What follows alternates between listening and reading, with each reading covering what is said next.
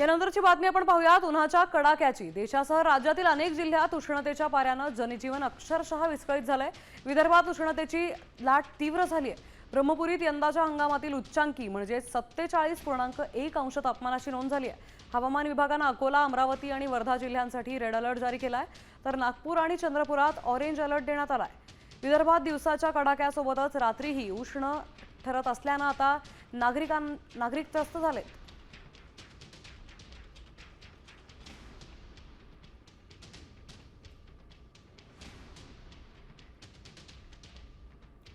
अकोला, अमरावती, वर्धा या जिल्ह्यांना red alert देण्यात आलाय, तर यवतमाळ, नागपूर, चंद्रपूर या जिल्ह्यांना ऑरेंज अलर्ट आहे